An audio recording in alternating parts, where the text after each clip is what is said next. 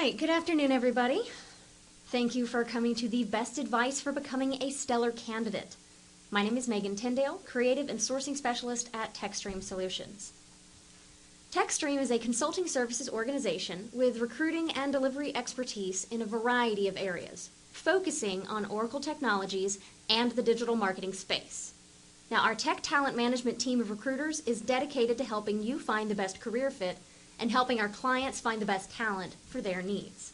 In today's webinar, we're going to cover a few major areas on the roadmap to success in your career. Resumes, where we're going to cover formatting of the resumes and targeting your resume. Social, talking about what you should and shouldn't have on social media.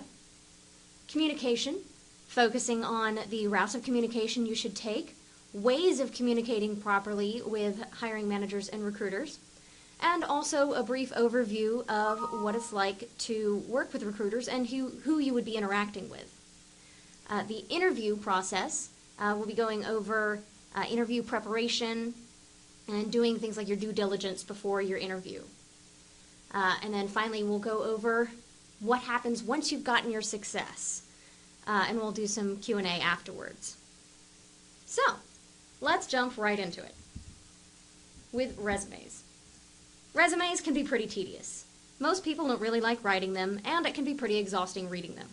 However, they are the primary medium for sharing your experience and work history with potential employers, and they're a necessary step in the job seeking/hiring process. If your resume is cluttered, filled with spelling and grammatical errors, or otherwise hard to read, you're likely to be ignored. Hiring managers and recruiters alike see hundreds of resumes daily. So, your first step is to make sure that you're using a font that is easy to read. Times New Roman, Arial, and Verdana. They're old standards, but they are for a reason. These are recognized as reader-friendly fonts. You also want to make sure that you're consistent with your formatting. If you're listing skills, experience, or descriptions of what you did for a previous or current employer, use bullets to help draw the eye. You want to avoid the wall of text approach. Now, once you have your format down, correct word usage and utilizing spell check and grammar check are your next priorities. Even if your resume passes through those reviewing tools, you still want to do a manual proofreading of your resume to check for errors. Have someone else take a look at it too, because they may see something you don't. Now, your resume is clean and easily readable. It's time to send it out to the world, right? Wrong. Before you send that resume off to every job posting under the sun, you want to consider what job you're applying for. After you've been working for a few years, you start to acquire a good amount of work experience, but it doesn't all apply to every job you shoot for. When you send that general resume off, the person on the other end doesn't want to have to hunt and weed through all your jobs to find the years of experience or skills that they actually need for the role they're trying to fill. Yes, it's important to show employment history, but focus and expand upon the roles and duties you fulfilled that relate to the job you're applying for. This is what we call targeting. Read the job description provided, find what skills and experience is needed, and then make an effort to highlight that in your resume. There are a few ways to do this. Now, don't actually use a highlight tool to make that experience stand out. That pushes you back into the unreadable category. Instead, keep the job titles for roles that don't apply to the job in your resume, but don't list any detail under it. Just have them there to show continual employment. For the roles which do apply to the job, give clear and concise details. If it's a technical role, be sure to list what products and software you were working with. Now go through the required skills and technologies on the job description. If you have them, make sure they're on your resume, and you want to use the same naming conventions that they use in the description. This can help your resume standings in keyword searches, as most companies use some sort of applicant tracking system. One page is no longer the norm or expected.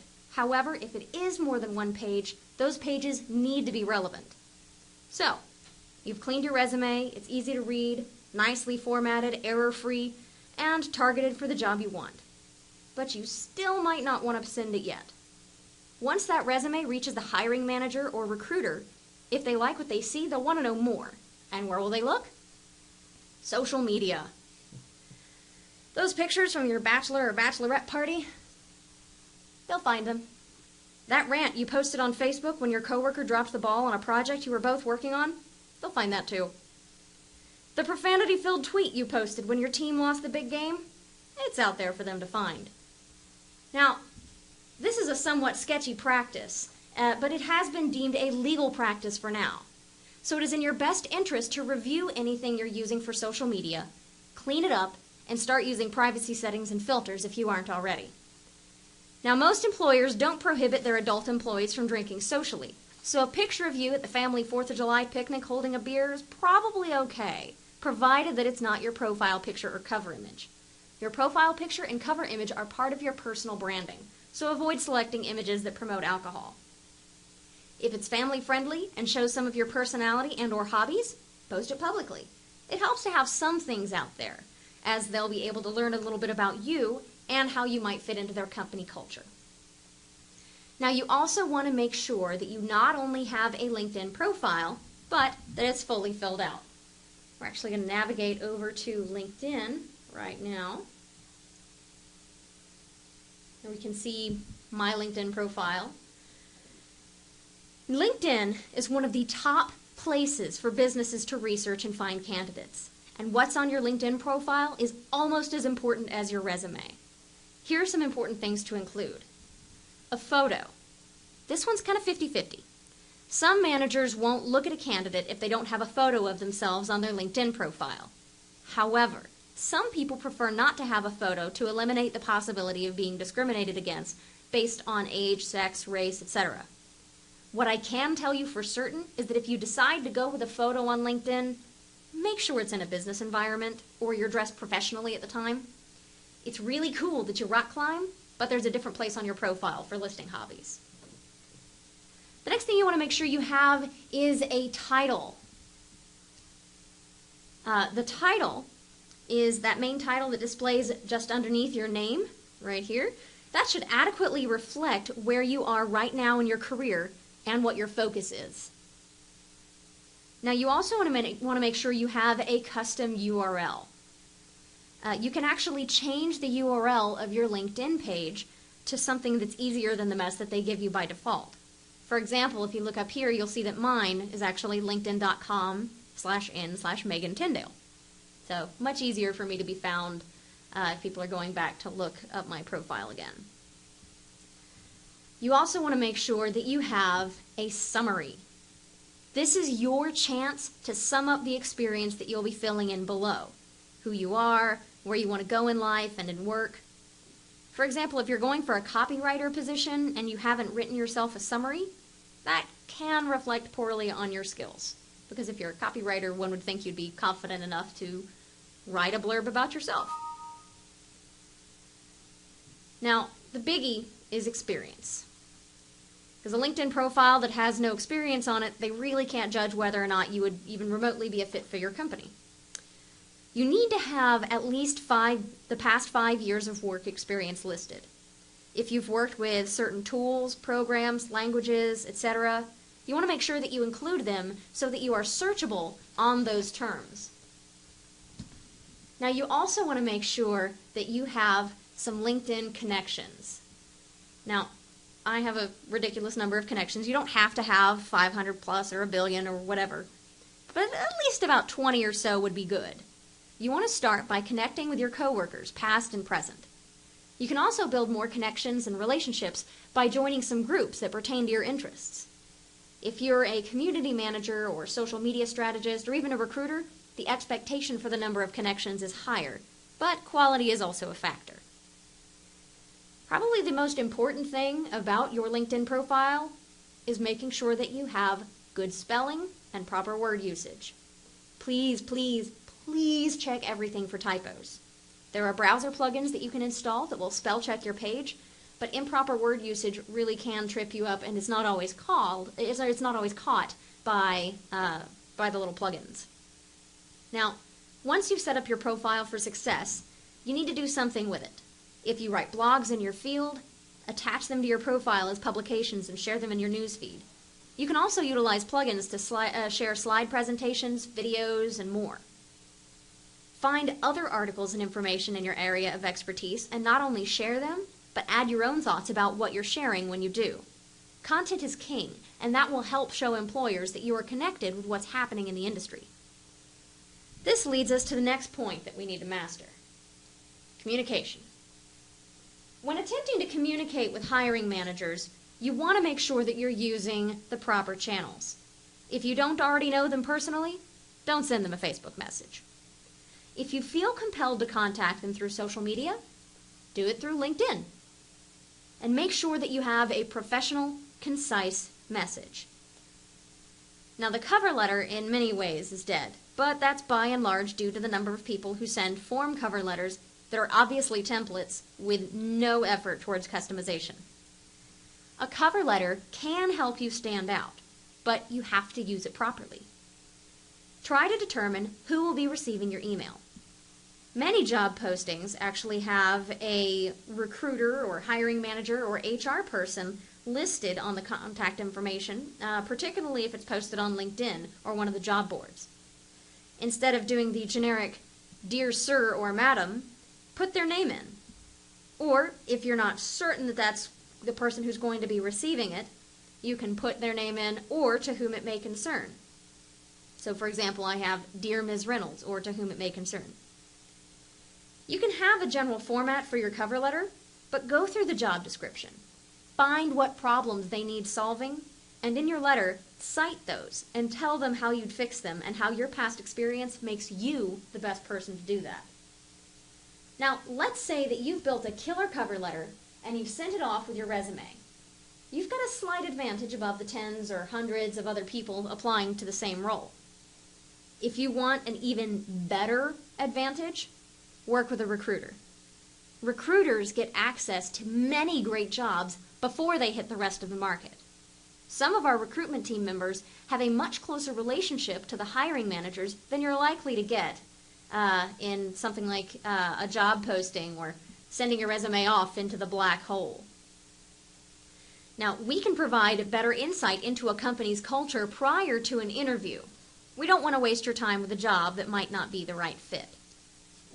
So, you put your resume out there, you submitted your resume to the job posting or linked up with one of our recruiters. Your biggest goal at that point is to be available for contacting.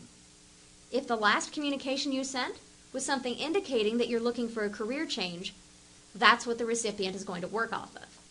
Yes, it behooves companies and especially recruiters to take the time to respond to you, even replying to inform you that they don't think you're a good fit for that opportunity.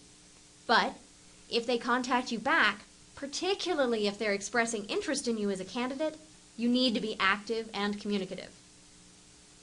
One of the advantages of working with a recruiter is that while they'll accept your resume for the job you initially applied for, they'll also keep an eye out for those any other opportunities for which you might be a fit.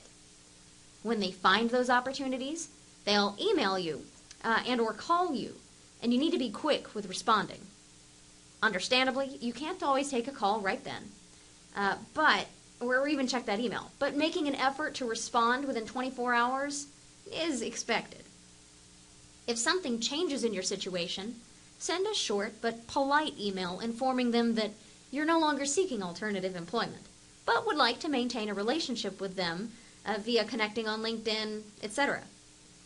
This way, you haven't burned your bridges, you've shown that you're communicative and professional, and that you value their time. And I can tell you this with recruiters, that is a big thing. If the email you are responding to is one sent by a recruiter and it's not a job that you've applied for, but you are still looking, respond with a short, polite email that explains that the role they mentioned isn't quite what you're looking for, and then clarify what you are looking for and why you weren't interested in that position. Recruiters, like my colleague Peter Lane, are here to help you. Our goal is to find the best possible candidate for the job and get them in front of the hiring manager. We want to put you in a job where you'll be happy. If the job doesn't fit and your placement doesn't stick, we don't make any money. So from a business standpoint, finding the perfect job for you is in our best interest. From a personal standpoint, we build relationships with you. When you succeed, we're thrilled. When things go sour for you, we are just as disappointed. We want you to be informed and prepared. To that end, Peter is actually here with me, and he is going to give you a brief overview of the process you'd go through with TekStream's recruitment team and some of the people you'd work with along the way and what their roles are. Thanks, Megan. There are typically 2 to 3 people from the recruitment process that you may interact with from start to finish. I'm going to go through 3 of these and explain a little bit about each. The first is called a sourcer. The sourcer's role is to locate and identify talent such as you. We're looking for talented candidates on several different channels. LinkedIn, the job boards, referrals. There's a number of different ways that we identify talent. The sourcer has a basic understanding of the role they're sourcing on, but lacks the information or the relationships at the client to answer deeper questions. The sourcer will identify your resume via the online channels we just discussed. This is why it is so important that your information is clear and can be found. The sourcer will then either send a resume to a recruiter or may contact you for preliminary information. Things we're looking for are you interested in the job we have available? How soon could you start? How soon could you interview for a new job? What are the salary requirements that it would be necessary for you to leave the job you're doing now? And when would you be available to speak with an account manager? From there, you're going to talk with a recruiter. The recruiter has a deeper understanding of the job and the requisition and has more authority to speak on details such as compensation, benefits, details about the client and the client's interview process. A full qualification call typically comes from the recruiter, and they are also the ones with whom you want to build those relationships. Be open and honest with the recruiter so they can best put you in the position to succeed. Now remember, the recruiter might think you're a right fit for this job, or they might think you're a good fit for another job they have open. So make sure that you share your information with that recruiter. Once you've connected to the recruiter, he or she will be your primary contact moving forward, including follow-up conversations across the days, weeks, months after you start in your new position.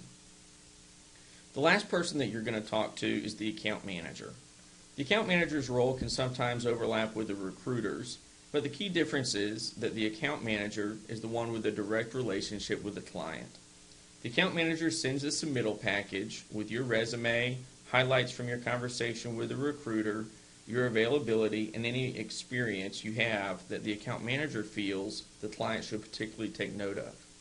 If the client is interested in you, the account manager will coordinate interview times between you and the client, and may even have you come in for an interview prep or further qualification, which allows them better leverage to your experience and knowledge. If an offer is extended, the account manager will act as a liaison and an advisor between you and the client, presenting interest and terms to both parties. Once a verbal offer is extended and accepted, the account manager will also direct the client to draw up official paperwork or coordinate it internally if you were being considered for paperwork as an internal hire or consult for an opportunity. Thanks, Peter. Thank you for going over that for us. And Peter is actually one of our account managers, so if you were to actually work with us on something, there is a possibility that you might get to talk with Peter. So you've managed to stand out from the pack, or you worked with us directly to get your resume directly in front of the hiring manager, and you have scored an interview. Do your due diligence and research the company where you'll be interviewing in places such as their website, their LinkedIn company page, and Glassdoor.com. When you visit their website, we're actually going to go take a peek at ours. Here we go. Here's the TekStream website. When you visit their website, see how they present themselves in their own space. Learn about what their role is in the industry and how they got to where they are today. So, if you were interested in TekStream to come work for us, you would actually see that we are an Oracle Gold partner, and we're specialized in Web Center. So if you were interested in those types of jobs, you would know that we are reasonably recognized in the space and probably somebody you want to work for. But we also want to check out the LinkedIn company page. So we're going to navigate over here to TekStream's LinkedIn company page. While still primarily controlled by the company, you can actually learn a lot about a company through this social media venue. Now, the same rules we covered earlier for your LinkedIn profile also apply to the company page. You want to find a nice, clean look without spelling or grammatical errors, but you also want to find a reasonable amount of content sharing going on. You can see what services they offer, what groups they participate in, and even your connections within the company. So if you look here at TekStream's page, you can see we've had a good amount of updates. We've got content coming out every couple of days, really, and we've got a lot of jobs that are getting posted. You can see over here the basic company information with a link to our website and the industry we're in, when we were founded, the size of the company. These are all things that factor into your decision making. You can also see here in our expanded overview the specialties, which most of them are in Oracle Web Center, which makes sense because we're a Web Center partner. Now you can also check out their careers page, and you can see what kind of activity they have going on as far as internal hiring or even external hiring, because TekStream also does staffing and resourcing and recruiting. And you can see there's Peter down here. We've got a little quote from Peter.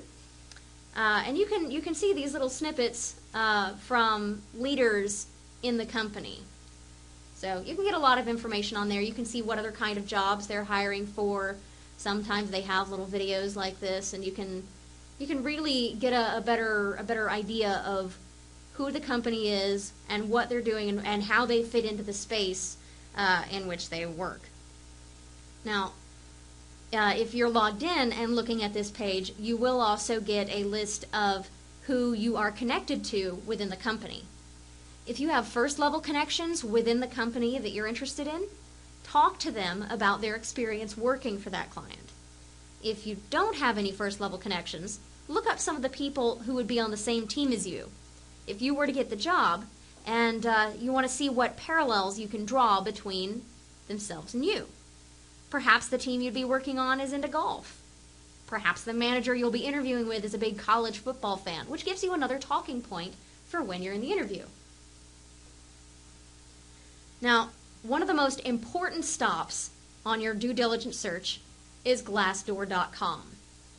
Glassdoor is a free website where you can look up anonymous company reviews written by the employees. On some of these, it's definitely the unvarnished truth. We're going to look here now at TekStream's page. So far, our reviews are pretty positive. Some of the reviews are general thoughts and feelings on working for the company, but you can also look up reviews on the interview process and how that went. Glassdoor even has a nifty tool that helps you find average market rate salaries from location to location. So if I wanted to look up the average salary of, say, an administrative assistant.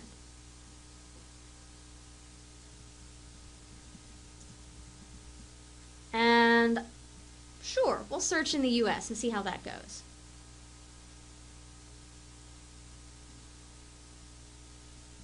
Apparently it's mad that I haven't signed in.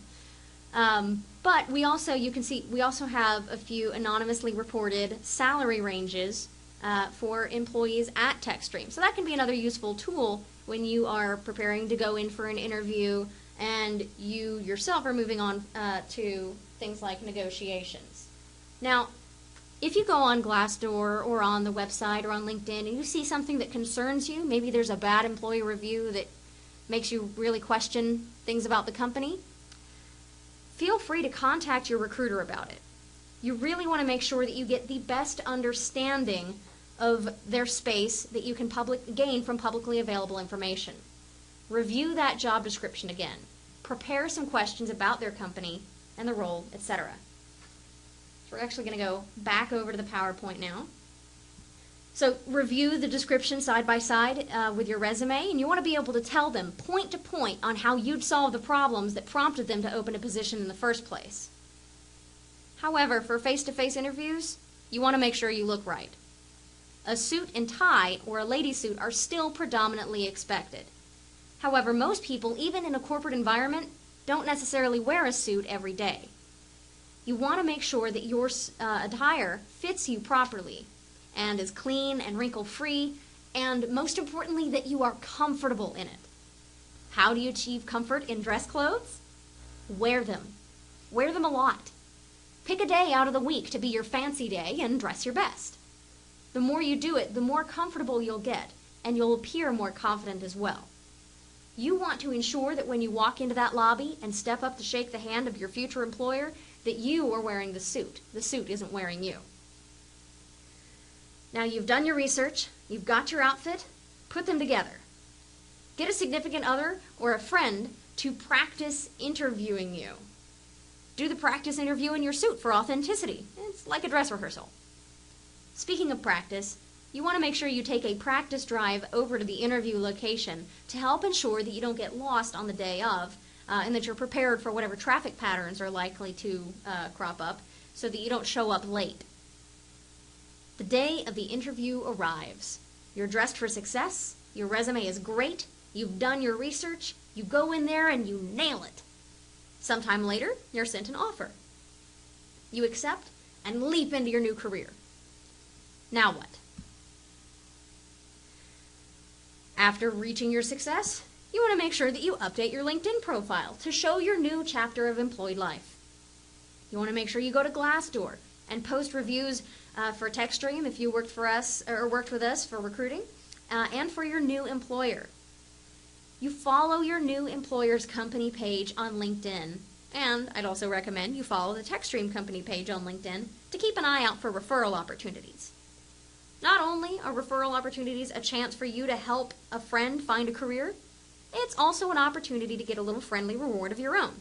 Many companies, TekStream included, have referral programs. LinkedIn is actually launching a new program targeted at helping new college students and graduates find connections. So if you or anyone you know falls into that category, you can give them the heads up that a new platform designed just for them is headed their way. Now, rewinding back to the present day, you are now armed with these tools and information to dive back into the battlefield that is job seeking. Hopefully you'll ride off into the sunset with success, and our talent management team would love to help you get there. If you visit the TekStream website at www.tekstream.com/news/checklist, you can actually download a success checklist that you can use whenever you choose to put yourself on the job market. We also encourage you to keep up with us on Facebook and LinkedIn, as well as on Twitter, at TekStreaming for internal company and web center updates, and at TekStream Jobs for careers, culture, and connecting.